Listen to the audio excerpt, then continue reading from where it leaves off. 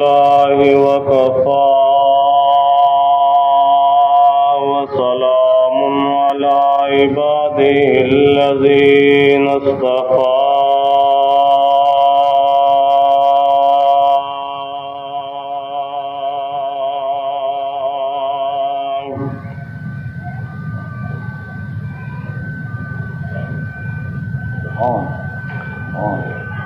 خصوصا على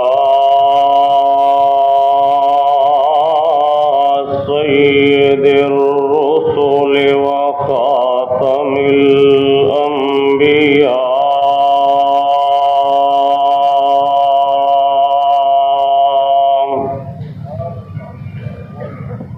ما شاء الله ما شاء الله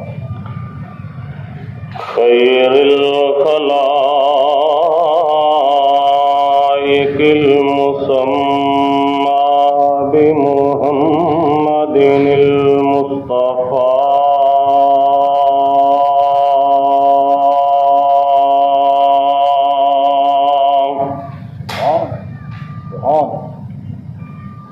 ما شاء الله وعلى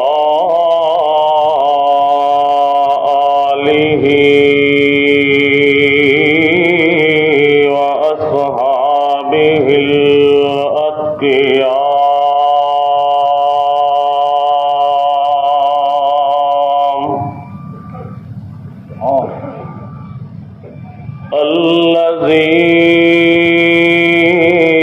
الذين هم خير الخلائق بعد الأنبياء.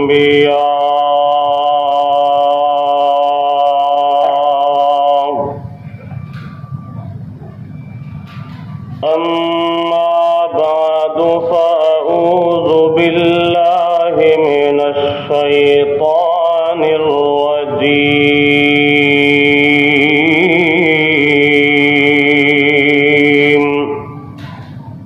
ما شاء الله بسم الله الرحمن الرحيم.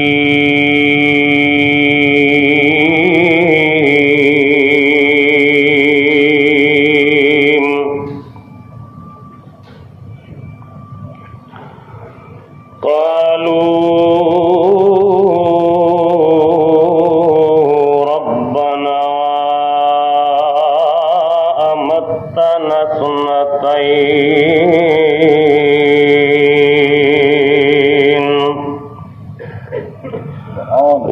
وأحييتنا اثنتين فاعترفنا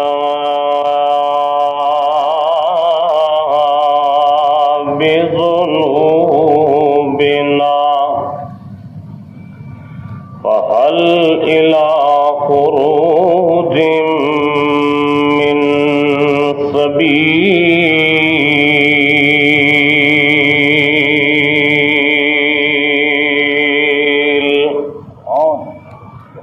صدق الله العلي العظيم.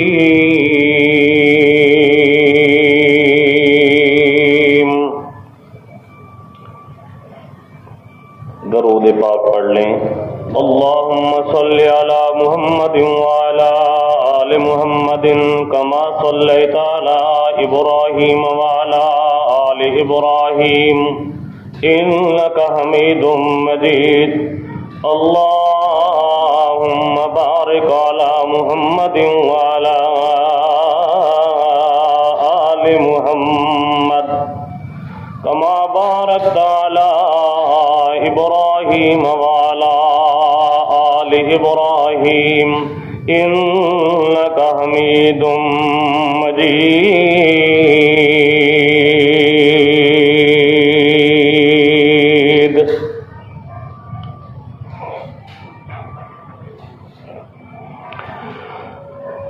محترم مکرم بزرگوں، دوستوں، عزیزوں، بھائیوں،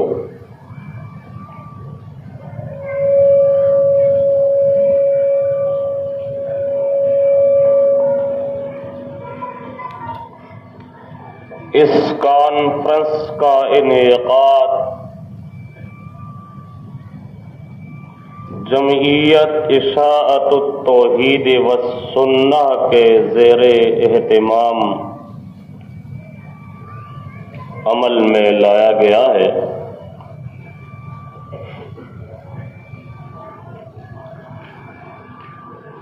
اللہ رب العزت کی بارگاہ ذوالجلال والکبریاء کے اندر بڑی عاجزی اور انکساری سے درخواست ہے کہ اللہ پاک مجھے قرآن و سنت کی روشنی میں صحیح بیان کر سکنے کی، پھر مجھے اور آپ کو عمل کرنے کی توفیق عطا فرمائے۔ آمین آمین۔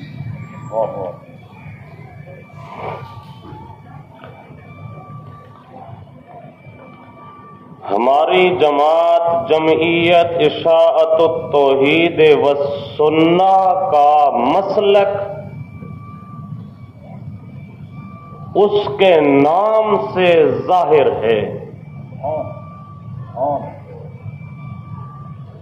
گویا کہ ہماری جماعت اس کوشش میں مصروف ہے کہ اللہ کی توحید اور محمد الرسول اللہ صلی اللہ علیہ وسلم کی سنت چار دانگے عالم میں پھیل جائے، توحید کے مقابلے میں کفر و شرک مٹ جائے، سنت کے مقابلے میں بدعات کا خاتمہ ہو جائے۔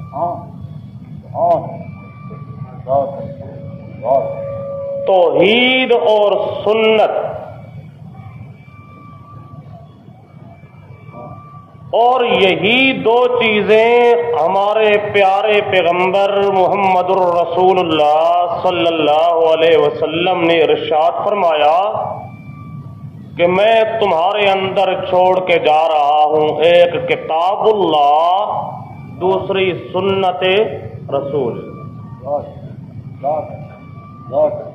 کچھ ہو جائے انسان کبھی نہ کتاب اللہ کو چھوڑے نہ کبھی سنت رسول اللہ کو چھوڑے تو ایمان انسان کو مل سکتا ہے، لیکن اگر کتاب اللہ کو چھوڑ دے، سنت رسول اللہ کو چھوڑ دے، کتاب اللہ اور سنت رسول اللہ کے مقابلے میں کسی اور کی بات ماننے کے لیے تیار ہو جائے اور ان کی طرف پشت کر دے تو وہ آدمی کبھی اسلام کے اندر رہ سکتا۔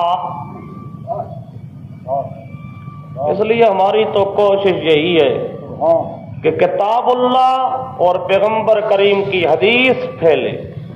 اس لیے جو حضرات یہ چاہتے ہیں کہ پوری دنیا کے اندر کتاب و سنت کا راج ہو، ان کے لیے یہ ضروری ہے کہ وہ جمعیت اشاعت التوحید والسنہ کے پلیٹ فارم پر آ کر پوری دنیا کے اندر کوشش کریں کہ کتاب و سنت پھیل جائے۔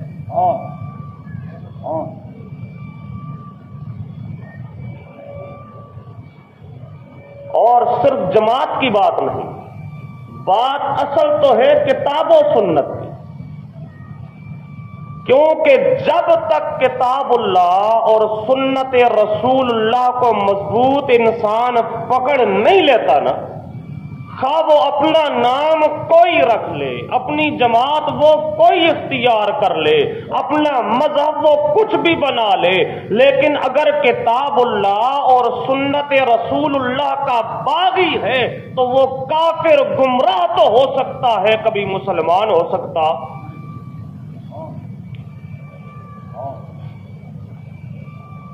جہاں کتاب اللہ کی بات آ جائے، جہاں سنت رسول اللہ کی بات آ جائے، وہاں ہر ایک کو انسان چھوڑنے کے لیے تیار ہو جائے، یہ ایمان ہے۔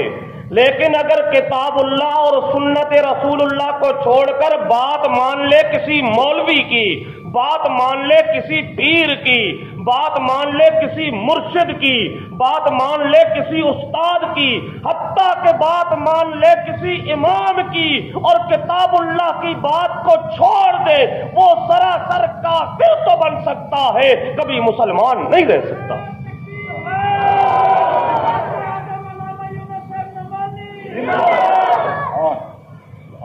اگر ہم امام اعظم امام ابو حنیفہ، اللہ رب العزت کی کروڑوں رحمتیں ہوں ان کی روح مبارک پر، اگر ہم ان کی تقلید کرتے ہیں تو اجتہادی مسائل میں، فروعی مسائل میں، جہاں پر کتاب اللہ اور سنت رسول اللہ کا صاف حکم موجود نہیں ہوتا، جہاں کتاب اللہ اور سنت رسول اللہ کا صاف حکم آ جائے، وہاں کسی کی تقلید نہیں ہو سکتی، وہاں ہر ایک کو چھوڑا جا سکتا ہے، کتاب اللہ اور سنت رسول اللہ کو نہیں چھوڑا جا سکتا۔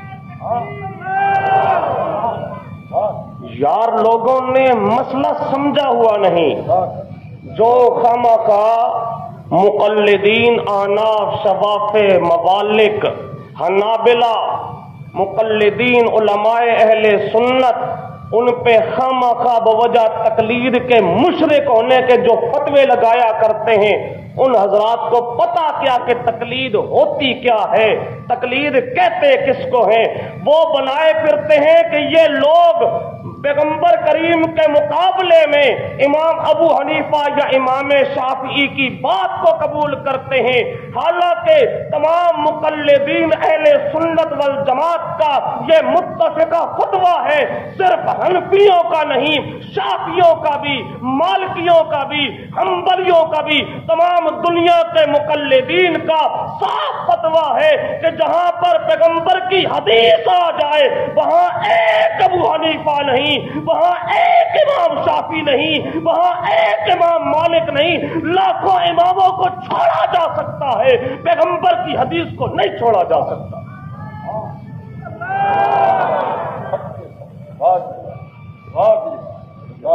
کس نے آپ کو کہا کہ امام کو پیغمبر کے مقابلے میں مانتے؟ توبہ۔ اماموں کی پیغمبر کے ساتھ کوئی نسبت بھی ہے، کوئی تقابل بھی ہے؟ ہمارا پیغمبر تو وہ جو سارے پیغمبروں کا بھی امام ہے، اور وہاں تو کوئی پیغمبر بھی مقابلے میں نہیں آ سکتا، ایک امتی مقابلے میں آئے تو کیسے آئے؟ سمجھا نہیں یار لوگوں نے۔ بات یہ ہوتی ہے، ایک حدیث آ گئی، مثلا ایک مثال دیتا ہوں، بعض احادیث میں آتا ہے کہ پیغمبر کریم صلی اللہ علیہ وسلم نے جب نماز پڑھنا شروع کی تو آپ نے اپنے ہاتھوں کو کندھوں کے برابر اٹھایا۔ بعض میں آتا ہے کان کا یہ جو نچلا حصہ ہے لو، اس کان کی لو تک آپ نے ہاتھوں کو اٹھایا۔ بعض روایات میں آتا ہے یہ کان کا جو اوپر والا حصہ ہے یہاں تک آپ نے اپنے ہاتھوں کو اٹھایا۔ اب تینوں حدیثیں آ گئیں اور امتی کی بات نہیں، بات ہے پیغمبر کریم محمد الرسول اللہ صلی اللہ علیہ وسلم کی۔ ایک حدیث آ گئی کندھوں کے برابر، دوسری آ گئی کانوں کے نچلے حصے کے برابر، تیسری حدیث آ گئی کانوں کے اوپر والے حصے کے برابر۔ اب اگر ایک یہ کندھوں والی حدیث کو لے لیا جائے تو دو حدیثیں تو چھوٹ گئی نا۔ کسی ایک کو لیا جائے تو ایک پر عمل ہوگا اور دو حدیثیں پیغمبر کی چھوٹ جائیں گی، ایک سنت پہ عمل ہوگا، دو سنتیں پیغمبر کی رہ جائیں گی۔ اب یہاں پہ ضرورت پڑتی ہے مجتہد کی، یہاں ضرورت پڑتی ہے امام کی، چنانچہ آتے ہیں ہمارے امام ابو حنیفہ رحمت اللہ تعالی علیہ۔ وہ فرماتے ہیں کہ جب انسان نماز کے لیے کھڑا ہو تو کیا کرے؟ وہ اپنے ہاتھوں کو اس طرح اٹھائے کہ اس کا یہ انگوٹھا یہ کانوں کے نیچے والے حصے کے برابر ہو۔ جب یہ نیچے والے حصے کے برابر ہوگا انگلیوں کا سرا کان کے اوپر کے برابر ہو جائے گا، ہاتھ کی ابتدا کندھوں کے برابر ہو جائے گی۔ کندھوں والی حدیث پہ بھی عمل ہو گیا، نیچے والی حدیث پہ بھی عمل ہو گیا، کانوں کے اوپر والی حدیث پہ بھی عمل ہو گیا۔ تقلید کی برکت یہ ہے پیغمبر کی ایک سنت بھی ہم سے نہ رہی۔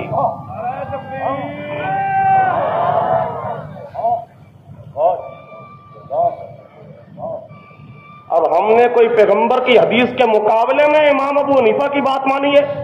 بات یہ ہے حدیث آ گئی، اب اس حدیث میں ایک سمجھ ہے جو آج کا ملا سمجھتا ہے، وہ کہے گا جی کندھوں والی صحیح ہے، دوسری ضعیف ہے، یا درمیان والی صحیح ہے باقی ضعیف ہے، یا کانوں کے اوپر والی صحیح ہے باقی ضعیف ہے، یا جی اس کو ترجیح حاصل ہے دوسری کمزور ہے، فلاں ہے فلاں ہے۔ ایک ان حدیثوں کا معنی بیان کرے گا آج کا ملا، ایک معنی بیان کیا امام ابو حنیفہ نے، تو تقابل ہے آج کے ملا کا، تقابل ہے اس وقت کے امام کا۔ ہم کہتے ہیں آج کے ملا کی بات نہ مانو، امام کی بات مان لو۔ پیغمبر کے ساتھ مقابلہ کوئی نہیں، پیغمبر کے ساتھ مقابلہ ہے امتیوں کا۔ ایک ہے اس وقت کا مجتہد کہتا ہے، ایک ہے آج کا ملا کہتا ہے۔ ہم کہتے ہیں حدیث کا معنی وہ لیا جائے جو اس وقت کے عالم نے کہا تھا، اور یہ کہتے ہیں آج کے ملا کی بات مانی جائے گی۔ مانی تو تم نے بھی ہے، مانی ہم نے بھی ہے، تم نے مانی ہے آج کے ملا کی بات، ہم نے مانی ہے مجتہد کی بات، اور حدیث کے مقابلے میں کوئی نہیں۔ بات سمجھا رہا تھا، کس نے آپ کو کہا کہ پیغمبر کے مقابلے میں یا قرآن کے مقابلے میں؟ مجھے ایک بات یاد آ گئی باتوں میں، چلو سناتا جاؤں۔ میں فیصل آباد ایک وقت پڑھاتا تھا، انہی حضرات کے ایک مدرسے کے اندر میں درجہ کتب کا مدرس تھا۔ وہاں اب تو فوت ہو چکے ہیں، عقیدہ اس آدمی کا اچھا تھا، احسان الہی ظہیر۔ اس نے ایک تقریر کے اندر چیلنج دیا تھا،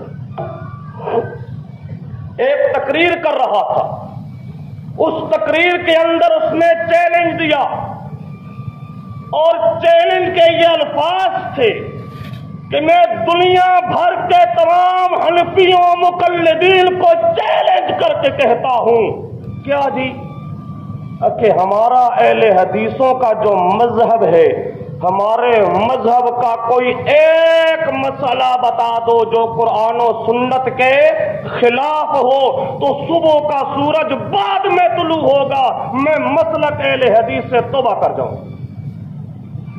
جب اس نے یہ اعلان کیا، بظاہر عوام پہ بڑا اثر تھا کہ جی آخر سچا ہے تائیوں چیلنج دندا پہ آنا۔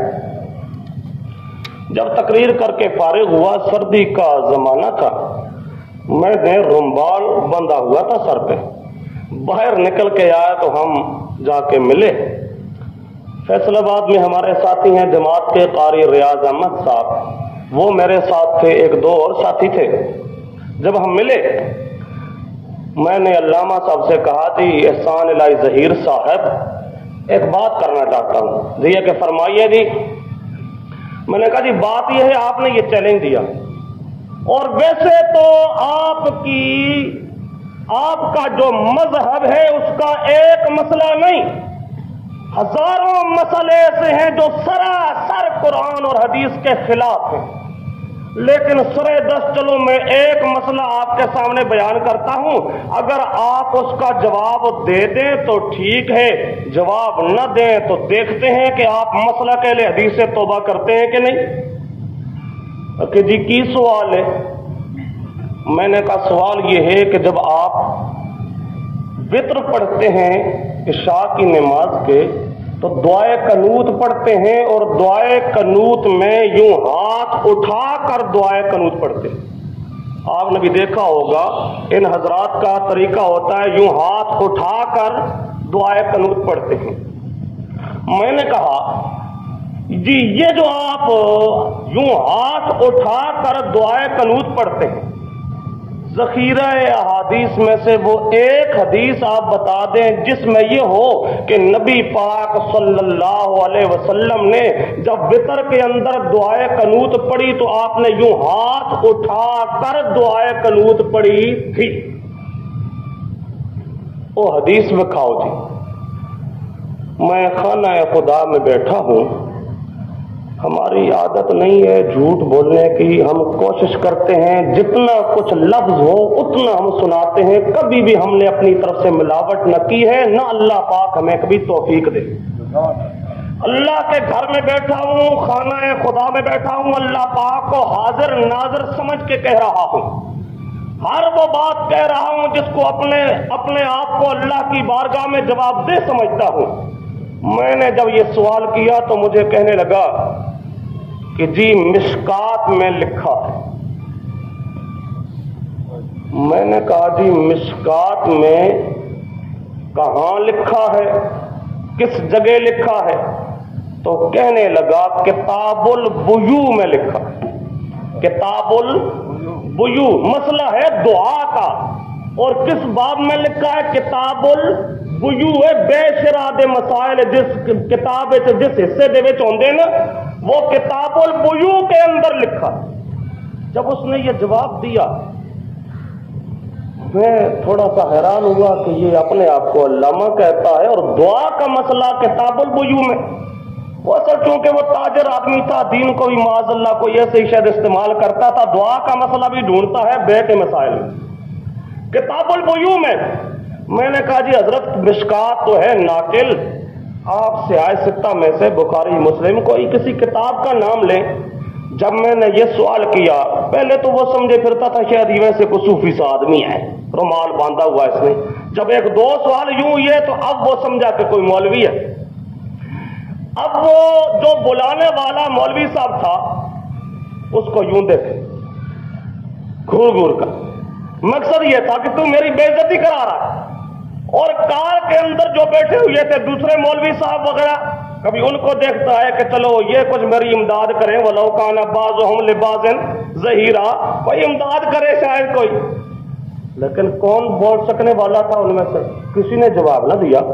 میں نے کہا علامہ صاحب ابھی تک سورج چڑھا تو کوئی نہیں ہے، سورج ابھی تک نہیں آیا، طلوع نہیں ہوا، ثبوت جو آپ کے پاس نہیں ہے تو توبہ کریں۔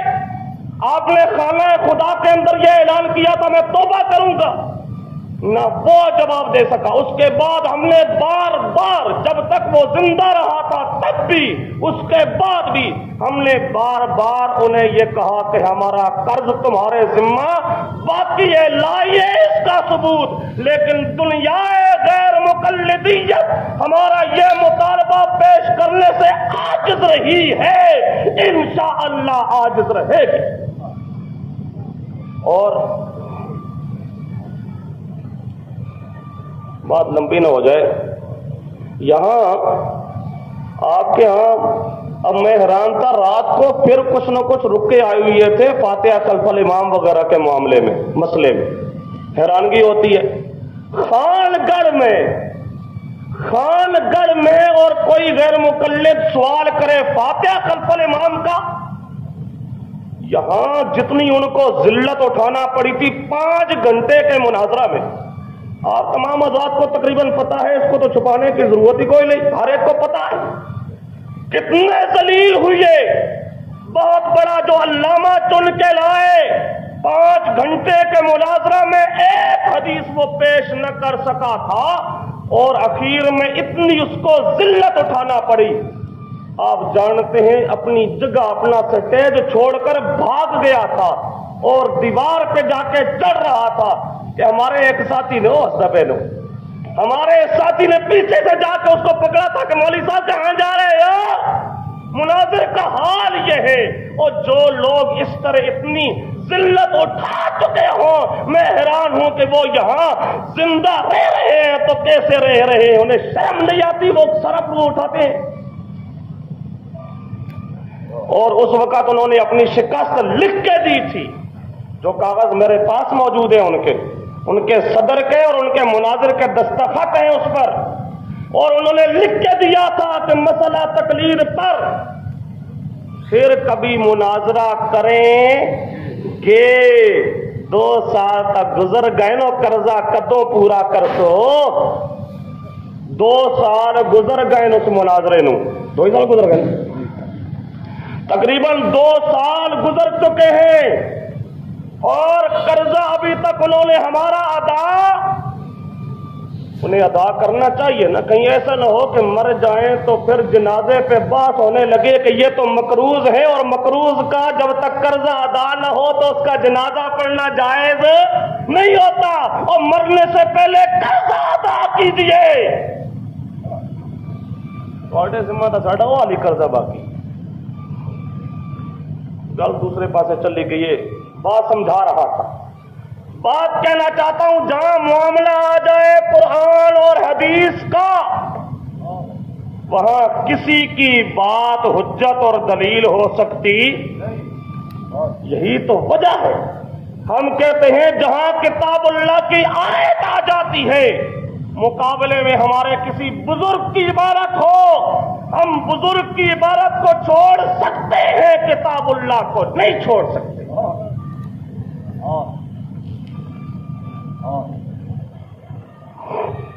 ساڈے مقابل ہمیشہ اے وہی کرتے ہوں. ہم کتاب اللہ پیش کرتے ہیں, یہ مقابلے میں لاتے ہیں اپنے کول کٹورے, فلاں بزرگ نے لکھا, فلاں بزرگ نے لکھا. اور پھر جب ان کو ہم کہتے ہیں تم خدا کے قرآن کا انکار کیوں کر رہے ہو, جب قرآن پاک صاف کہتا ہے کہ جو مر گیا تو وہ سنتا کوئی نہیں, انکار کیوں کرتے ہو, انکار کر کے کافر کیوں بنتے ہو. سامنے لاتے ہیں جی فلانے بزرگ نہیں لکھا, فلانے بزرگ نہیں لکھا. جھوٹے کہیں کے. کس بزرگ نے لکھا؟ جس عادتاً سمائے موتا کے قائل تم ہو. بزرگوں میں سے کوئی بھی اس عادتاً سمائے موتا کا قائل نہیں گزرا. پھر آگے دن انہاں تے فتوی لاؤ, وہ مشہور ہے نا, خاون جو غصہ ہویا اس کا پتر نو اگے اگے کر دی سی, لے سا مار, لے سا مار. انہاں اکابرین دیوبند نو کیتا بھی اگے اگے لیندے, لو انہاں نو کافر آکھو. انہاں نو کیوں آکھو؟ اکابرین دیوبند اللہ کی کروڑوں رحمتیں ہوں ان کی ارواح مبارکہ پہ.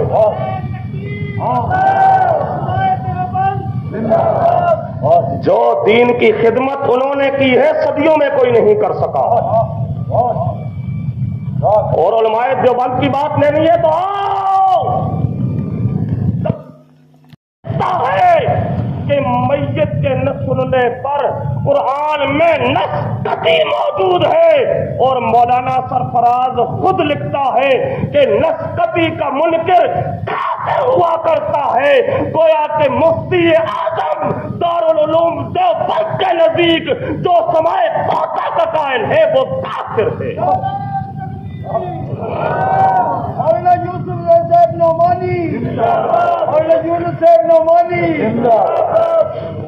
خیر ہوش نہیں سر, جوش چایا گیا.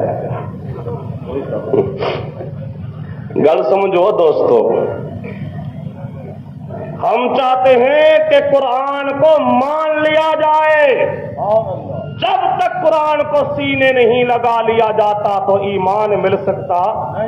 خدا را خانہ خدا میں بیٹھا ہوں, صاف کہتے ہیں ہمیں کسی سے کوئی ضد نہیں, ہمیں کسی سے کوئی دشمنی نہیں, ہمیں کسی سے کوئی بغض نہیں.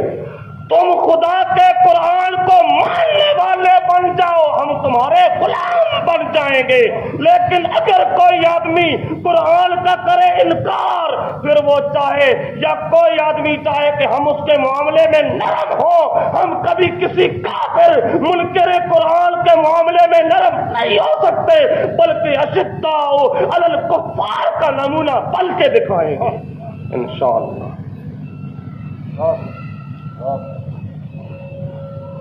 میں پہلے بھی بعض دفعہ کہہ چکا ہوں, اب پھر کہنے لگا ہوں, ہمارے اندر کوئی ضد نہیں, کوئی ضرورت نہیں ہے مناظروں کی یا کسی اور چیز کی. کوئی بڑے سے بڑا مفتی، کوئی بڑے سے بڑا محدث، کوئی بڑے سے بڑا علامہ صرف ایک آیت بتا دے جس آیت کا معنی یہ بنتا ہو کہ مردہ چلتا ہے، میں خدا کی قسم اٹھا کے کہتا ہوں، اپنی پوری جماعت کی طرف سے ذمہ دار ہو کے اعلان کرتا ہوں، اگر کوئی مولوی ایسی ایک آیت پیش کر دے گا ہم اس کے مذہب کو قبول کر لیں گے، پر یقین جانیے نہ خنجر اٹھے گا نہ تلوار ان سے، یہ بازو میرے آزمائے ہوئے ہیں۔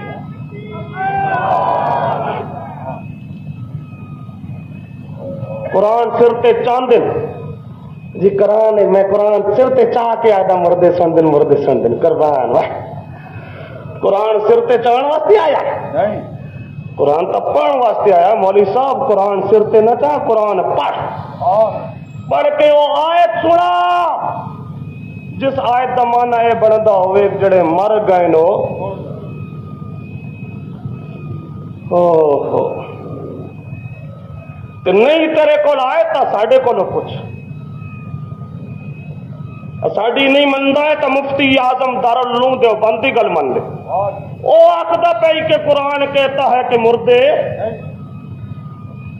قرآن پاک میں تو صاف مردوں کے سننے کا انکار کیا گیا ہے، میں نہیں آخدا، تیرا وڈیرا آخدا پیا ہے، اسی دی گل من لے، اس دی گل من کے اپنا عقیدہ ہونی تو ٹھیک کر لے، کیونکہ جدوں تک میرا تے تہاڈا عقیدہ ٹھیک نہ ہوئے کدے کامیاب ہو سکدے دوستو۔ اسی شیعہ نو جے کافر آکھدے ہاں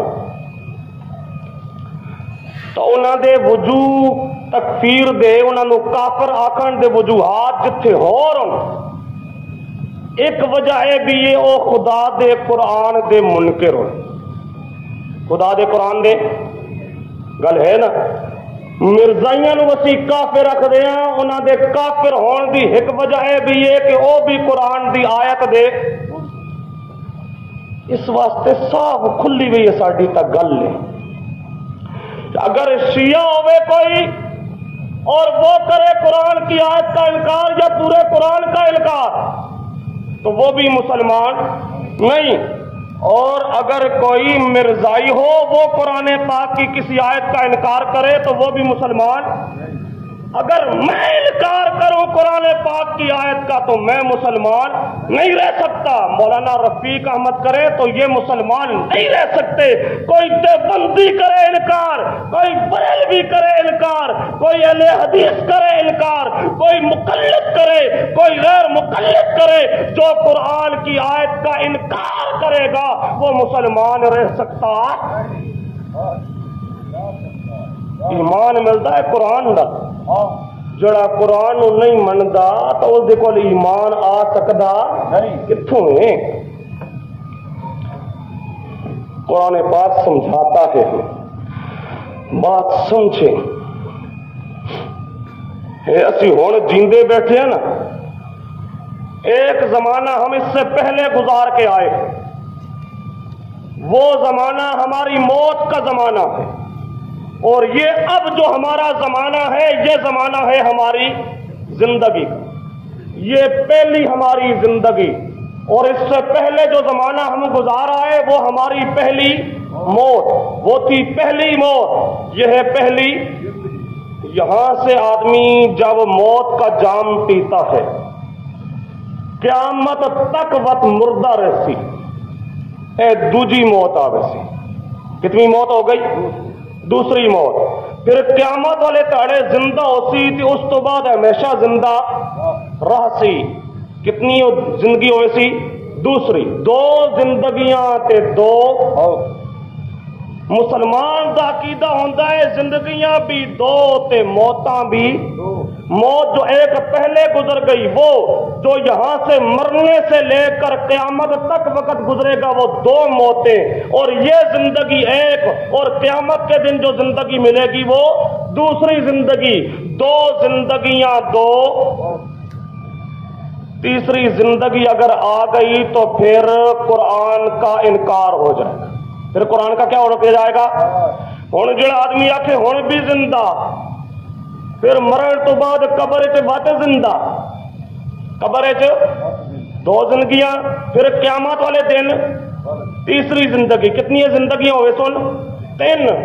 اور مشرک ہمیشہ یہ عقیدہ پہلے بناتا ہے کہ یہ قبر والے زندہ ہیں، یہ سمجھتا ہے زندہ، پھر ان کو پکارنا شروع کر دے۔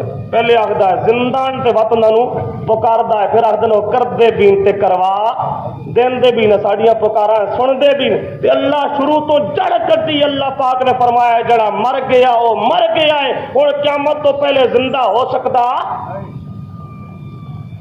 هو الحي لا إله إلا هو، هو الحي، وہی ہے زندہ، وہی ہے، هو الحي لا إله إلا هو، وہی ہے زندہ، وہی ہے۔ کیا مطلب؟ جن کو تم پکارتے ہو وہ زندہ نہیں، زندہ وہی ہے۔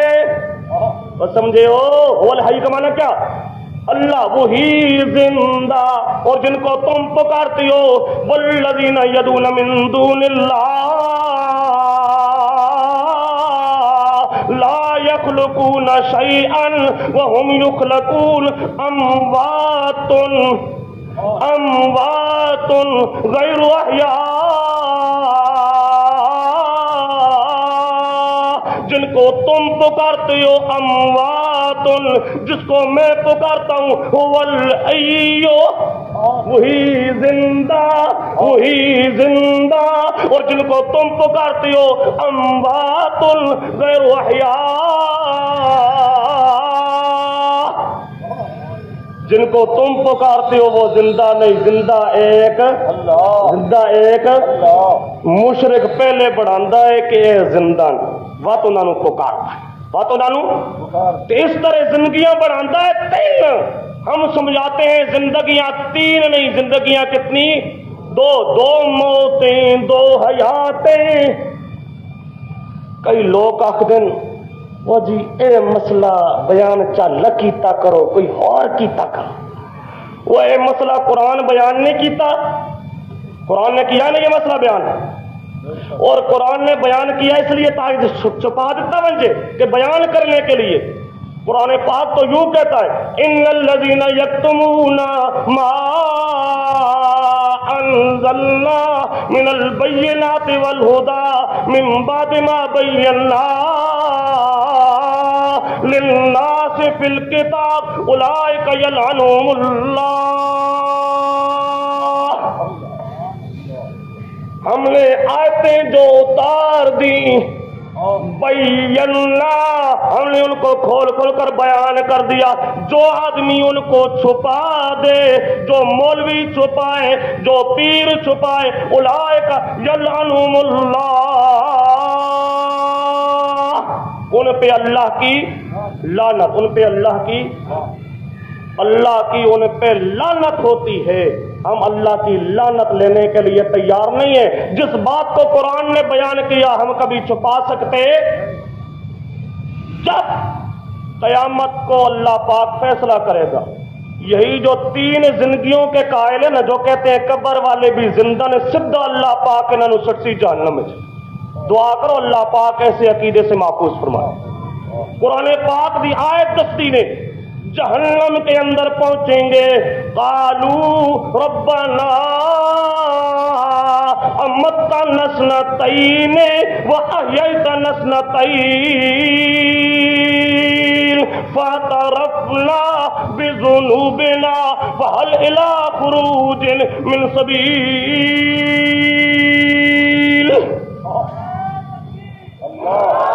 اللہ جب وہاں پہنچے گا جہنم کے اندر، حالانکہ گناہ تو اور بھی کئی کیتے ہو، سنتے کئی اور عقیدے، لیکن اللہ پاک آخدا ہے جب جہنم میں مشرک پہنچے گا اس کو پتا چلے گا کہ کون سا عقیدہ میرا کفریہ اور غلط عقیدہ تھا جس کی وجہ سے مجھے جہنم میں جانا تے سب تو اول نمبر جڑا عقیدہ وہ کی دسی اللہ دی بارگاہ وچ آسی اس دن ربنا امتنا اثنتین، یا اللہ تو نے موتیں دی دو، وَأَحْيَيْتَنَا اثْنَتَيْن، تو نے زندگیاں بھی دیں دو، تو نے زندگیاں بھی دو، زندگیاں بھی دو، موتیں بھی، یا اللہ اج جہنم دی آگ وچ آ کے اج پتہ لگا ہے زندگیاں دو ون ترائے، ہاں زندگیاں دو ون ترائے، ہاں اللہ پاک سمجھانا چاہتا ہے تین زندگیاں دا قائل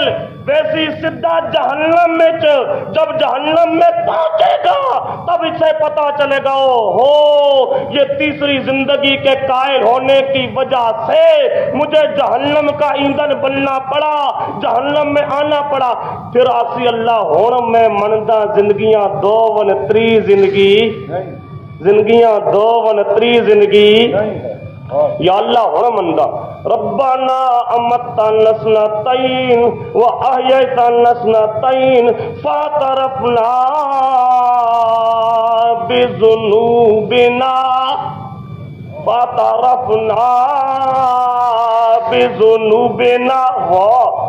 شاہ عبد القادر مانا کرتا ہے اس آیت کا، فاعترفنا بذنوبنا، اب ہم قائل ہوئے، فاعترفنا کو مانا کیا اب ہم قائل ہوئے، پہلے اسی دو زندگیاں دے قائل نہ سا، اب ہم قائل ہوئے، اب ہم اللہ ہون اشاعت و توحید والے دی گل مندیاں جو آکھدے سن بالکل ٹھیک آکھدے سن ہون مندیاں، پھر فہل الی خروج من سبیل، اللہ ہن جہنم دے وچوں سانو کڈ دے، یا اللہ کوئی راہ بڑا میں ہاتھ، اب جہنم سے ہمیں نکال دے، اب تک ہمیں یہ مسئلہ سمجھ نہ آیا تھا، اب ہم قائل ہوئے، اب ہمیں سمجھ آیا کہ موتیں بھی دو تے زندگیاں بھی تری زندگی کوئی نہیں، اور تیسری زندگی ماننے کی وجہ سے ہمیں جہنم میں آنا پڑا، اب ہم مانتے ہیں اللہ تری زندگی کوئی نہیں، تیسری زندگی، اور تیسری زندگی منن والا سدھا گیا جہنم تے مسئلہ آخر اصولی تے تائیوں نہ تائیوں جہنم وچ گیا، اس عقیدے دی وجہ تو کر کے کافر بنیا تے تائیوں جہنم وچ گیا ہے نا، جہنم میں جا کر اور تمام عذر چھوڑ کر سب سے پہلے جو عذر پیش کر رہا ہے اور بیان کر رہا ہے قرآن پاک، تے آسی اللہ پاک ہن مینوں جہنم تو باہر کر، تے اللہ دی طرفوں جواب دیتا ویسے کہ ہن تو جہنم تو باہر نکل سکدا، لا سبیل الی خروج،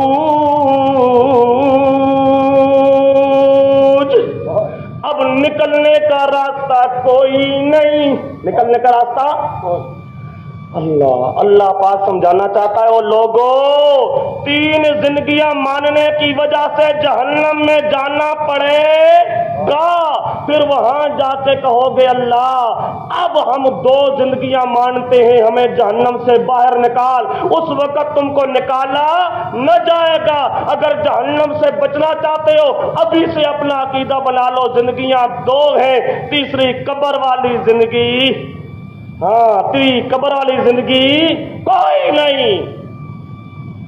پھر آپ کے ذہن میں ممکن ہے ایک سوال پیدا ہو، اس لیے بات کو سمجھاتا جاؤں، تساں آکھو جی قبر وچ زندہ نہیں ہوندے مردہ ہوندے ن، تو پھر وہ جڑا قبر وچ سوال جواب کیتا ویندا ہے تے عذاب یا ثواب ہوندا ہے تو او کیویں ہوندا ہے؟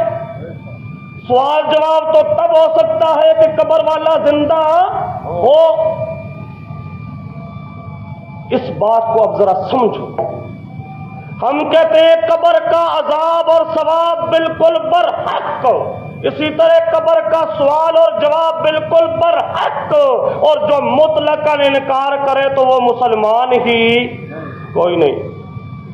عذاب و ثواب برحق تے اصل پورا تا پتہ لگ سی اس ویلے جس ویلے اتھے جا پہنچ سو، اللہ پاک عذاب کو لو محفوظ فرماوے تے اللہ پاک جنت نصیب فرماوے، ثواب نصیب فرماوے۔ قبر کے اندر سوال جواب ہوگا اور سوال و و جواب پر حق. لیکن قرآن پاک سے تھوڑا سا مسئلہ سمجھو. اللہ پاک نے بیان کیا ہے کہ میں نے تمام انسانوں سے ایک وعدہ لیا. تمام انسانوں سے ایک الستو بربکم. کہڑا وعدہ سی؟ الستو بربکم قالوا بلا. تمام سے میں نے وعدہ لیا تھا کیا میں تہاڈا رب نہیں؟ سارے انسانوں نے وعدہ کیتا سی بلا یا اللہ کیوں نہیں تو یقیناً ساڈا. جس وقت اللہ پاک نے اے وعدہ لیا سی ہے جسم ساڈا موجود سی اتھے. یہ اللہ پاک نے وعدہ لیا تھا روحوں سے. کس سے وعدہ لیا تھا؟ سمجھو تمام انسانوں کی روحیں موجود تھیں. اللہ پاک نے تمام روحوں سے وعدہ لیا تھا. تمام روحوں نے وعدہ کیا تھا. قالوا بلا یا اللہ یقیناً تو ہی ہمارا رب حاجت روا مشکل کشا تو ہی ہے. تجھ ہی کو پکاریں گے کسی اور کو. سب نے وعدہ کیا. یہ جسم وہاں موجود او اللہ نے وعدہ انسان کو لو لیا سی نا. وعدہ کس سے لیا تھا؟ ذرا بولتے جائو. کس سے وعدہ لیا تھا؟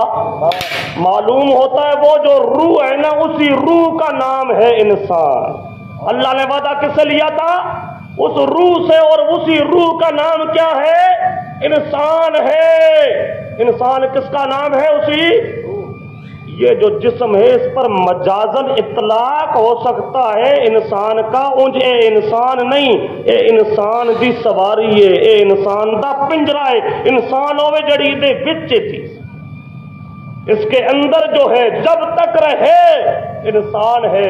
جب وہ اندر سے چیز نکل جائے تو پھر یوں نہیں کہتے کہ میرے پاس زید آیا یا فلاں آیا. پھر کہتے ہیں زید کی لاش آئی. زید کی وہ اندر رہے تو زید ہے, انسان ہے.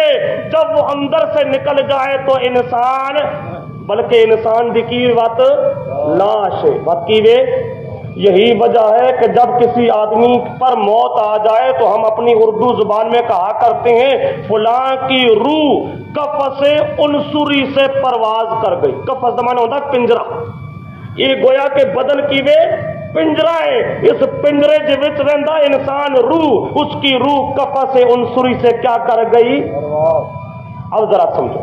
تمام انسانوں سے اللہ نے وعدہ لیا. تمام انسانوں نے اللہ سے وعدہ. پھر اللہ اسی انسان کو روح کو اس بدن میں ڈال کر دنیا میں بھیجتا ہے یہ ظاہر کرنے کے لیے کہ یہ میرے بندے وہاں وعدہ کر کے آئے تھے کہ اللہ رب تو ہے, اب دنیا میں رب مجھے بنائیں گے یا قبر والے پکاریں گے مجھ کو, یا قبر والوں کو پکاریں گے, نبیوں ولیوں کو پکاریں گے یا اللہ کو پکاریں گے. جب انسان یہاں سے مرتا ہے, جب یہاں سے انسان مرتا تو اللہ پاک کی طرف سے منکر نکیر آتے ہیں. اور ذرا سمجھو نیک لوگوں کی روح موت کے وقت نکلتی ہے چلی جاتی ہے علیین میں, اور برے لوگوں کی روح چلی جاتی ہے سجین میں. کہ قرآن پاک خود بیان کرتا ہے ان کتاب الابرار لفی علیین اور ان کتاب الفجار لفی سجین. نیک لوگوں کی روح ہے علیین میں قیامت تک رہیں گی, برے لوگوں کی روحیں سجین میں قیامت تک رہیں گی. مرن تو بعد علیین یا سجین دے وچ قیامت تک روح نے رہنا ہے. جس جگہ تے روح رہسی او جگہ انسان دی قبر. وہ سمجھے او جگہ کی وے انسان دی, اس جگہ تے انسان نو بٹھایا جاندہ ہے تے انسان کو لو پوچھیا جاندہ ہے. تو انہوں پتہ ہے ہندو لوگ اپنے مردوں کو جلا دیتے, اپنے مردوں کو جلا دیتے. کوئی قبر نہیں ہوندی ہے, بدن بھی کی مطلب انہوں واسطے قبر دا سوال جواب کوئی نہیں ہوندا, یا انہوں واسطے قبر دا عذاب کوئی نہیں. فرعون کی لاش آج تک پڑی ہے عجائب گھر کے اندر, قبر دے وچ انہوں دفن کی مطلب ہے اس کو حالی تک سوال جواب کوئی نہیں ہویا. کہ اس وقت قبر دا عذاب کوئی نہیں، وہ یقیناً ہے، لیکن وہ کس چیز کو ہے؟ وہ روح کو، اور روح اس کی نکل کر چلی گئی کہاں؟ سجین کے اندر۔ کہاں چلی گئی؟ قیامت تک وہاں رہے گی۔ علیین میں نیک لوگوں کی روحیں، دعا کریں اللہ پاک ہم تمام کی روحیں موت کے وقت وہاں لے جائے، ہونی نہ جو موت کے وقت اللہ پاک ہم تمام کی روحوں کو علیین نصیب فرمائے اور سجین سے اللہ پاک محفوظ فرمائے۔ علیین یا سجین میں رہنا ہے قیامت تک۔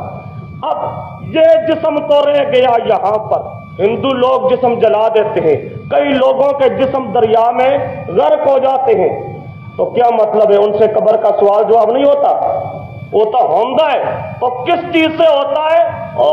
روح سے، جو علیین میں یا سجین کے اندر کیا ہے موجود؟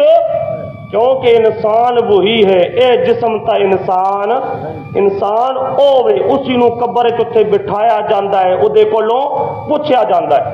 اگر ایک گھر کے آدمی مثالیں لگا کر اپنے میت کو گھر میں محفوظ رکھ لے، مہینہ 2 مہینے کے لیے دفن نہ کرے، تو تہاڈا کی خیال ہے قبر دے سوال جواب تو بچ میں سی نہیں بچ سکدا؟ کیوں؟ اصل جڑی چیز سی نا روح، وہ تو اللہ پاک نے اپنے قبضے چ لے لیے اور وہ پہنچ گئی علیین کے اندر یا سجین کے اندر۔ اس جسم کو جو چاہو کرتے جاؤ، اللہ نے اس سے حساب کتاب لے لینا، انہوں کوئی بچا سکدا نہیں، اس کو اللہ نے پوچھ لینا ہے۔ تو گویا کہ آپ سمجھے، اب علیین میں یا سجین میں پہنچ گئی روح، اللہ پاک پوچھتا ہے مر رب، وہاں وعدہ کیا کر کے آیا تھا؟ الستو بے ربکم، وہاں بھی وعدہ تھا رب کا۔ قبر میں جو پہلا سوال ہوتا ہے وہ بھی کیا؟ رب کا۔ مر ربک، مقصد کیا ہے میرا بندہ؟ اب ذرا بتا دنیا میں تو نے رب کس کو مانا؟ او جو وعدہ کر کے آیا تھا الستو بربکم قالوا بلا کا، وہ وعدہ تو نے پورا کیا یا نہیں؟ مومن ہوگا تو کہے گا ربی اللہ، گویا کہ میں وعدہ پورا کیتا ہے۔ کافر ہوگا تو کہے گا ہاں لا ادری، میں نو پتہ شتا۔ اب اللہ پاک نے اس جسم سے وعدہ لیا تھا، اس کو اللہ پاک نہ وعدہ لیا سی تے نہ یہ کو اللہ پاک نے قبر چ سوال جواب کرنا ہے، نہ پوچھنا ہے، نہ انہوں سزا دینی ہے۔ اللہ پاک نے وعدہ لیا تھا اس روح سے، اللہ پاک پوچھے گا بھی اس۔ اب میں جو ایک کام کہوں مولانا رفیق احمد صاحب کو کہ حضرت آپ فلاں کام میرا کر دیں، اب اگر بعد میں مولانا عبدالغفور صاحب سے پوچھوں جی آپ نے وہ کام کیا، تو مجھے مولانا عبدالغفور صاحب کہیں گے آپ نے مجھے کہا کب تھا؟ جس کو کہا تھا، جس سے وعدہ لیا تھا اس سے پوچھو۔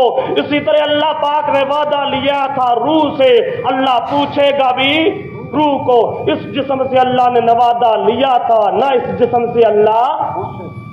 ہاں اتنی گل ذہن وچ رکھو، اللہ قادر ہے، اللہ قادر ہے، اگر چاہے کوئی اس جسم سے بھی پوچھ لے، کوئی اس کو روکنے والا کوئی نہیں، پر قانون نہیں، قانون یہ ہے جس سے وعدہ لیا تھا پوچھے گا بھی اسی سے۔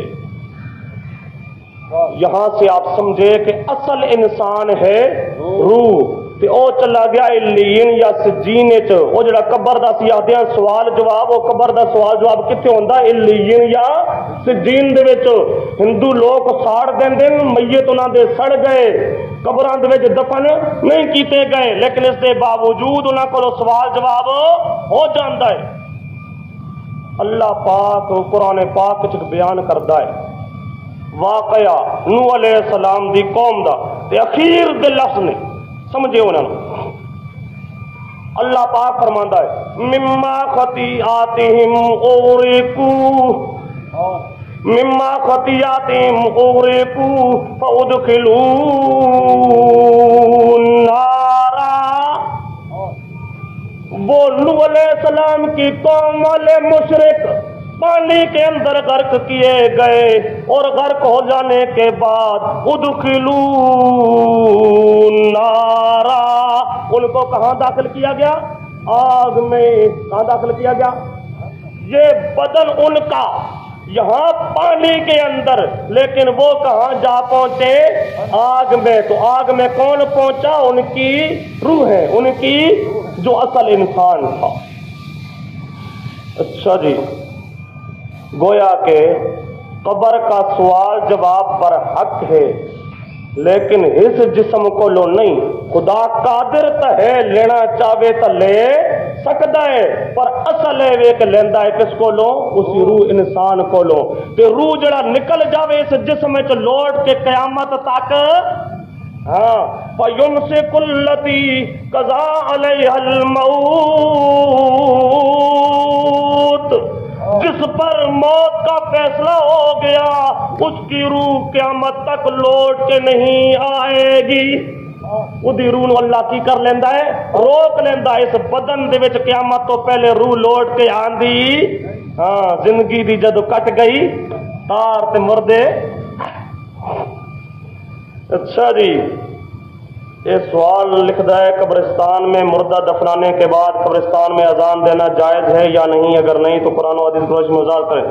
قبرستان میں یوں جو یہ بعض علاقوں میں جو رواج ہے اذان دینے کا، یہ کوئی ثابت نہیں ہے، اور دین وہ ہے جو پیغمبر کریم صلی اللہ علیہ وسلم نے کر کے دکھایا یا صحابہ سے کروایا یا آپ کی موجودگی میں صحابہ نے کیا۔ اگر اذان دینا صحیح ہو گیا، سنت ہو گیا، جائز ہو گیا، تو نبی پاک بھی قبر دے اذان دیواندے، پر نبی پاک دیوائی کوئی نہیں۔ اور سمجھے ہو، نہ کسی صحابی کو لو ثابت، نہ نبی پاک کو لو ثابت، نہ فقہ کی کتابت موجود ہے۔ اللہ پاک مجھے اور آپ کو صحیح طور پہ قرآن و سنت کو سمجھ کر عمل کرنے کی توفیق عطا فرمائے۔ وآخر دعوانا الحمدللہ رب العالمین۔ حق سمجھا گیا، توحید لشکر آیا، باطل دا تختا چایت حق سمجھا گیا، توحید لشکر آیا، باطل دا تختا چایت حق سمجھا گیا، توحید لشکر آیا، باطل دا تختا چایت حق سمجھا گیا، اور توحید دا مسئلہ کل نبیاں سمجھایا ہے، توحید دا مسئلہ کل نبیاں سمجھایا ہے، ان جان دی بازی لا کے حق پہنچایا ہے، ان جان دی بازی لا کے حق پہنچایا ہے، سونا مدنی رب نو پیارا، سونا مدنی رب نو پیارا، یہ سب تو شان نیارت جو کوئی اٹھا گیا، توحیدی لشکر آیا، باطل دا تختا چایت حق سمجھا گیا، توحیدی لشکر آیا، باطل دا تختا چایت حق سمجھا گیا، اور بچ طالب دے بازار دے جائے اعلان ہویا، اور بچ طالب دے بازار دے جائے اعلان ہویا، ہر شرک دائی سن کے تے حیران ہویا، ہر شرک دائی سن کے تے حیران ہویا، مدنی نے مارا جھلیاں، مدنی نے مارا جھلیاں، ان شاہد اج تائیں گلیاں تے شرک مٹا گیا، توحیدی لشکر لا تدعو من دون اللہ رب فرمایا ہے، ولا تدعو من دون اللہ رب فرمایا ہے، اور غیران دی سور پکار منا ٹھہرایا ہے، اور قبران دے سور پکار منا ٹھہرایا ہے، اور دس کون بڑا گمراہ ہے، اور دس کون بڑا گمراہ ہے، فرمان خدا دا کیا ہے کہ شرم حیا گیا، حوصلہ افزائی واسطے اپنے نام کھانا تعاون کرو اللہ دے بندے، ارے آیا باطل دا تختا چایت حق سمجھا گیا، ولا تدعو من دون اللہ رب فرمایا ہے، ولا تدعو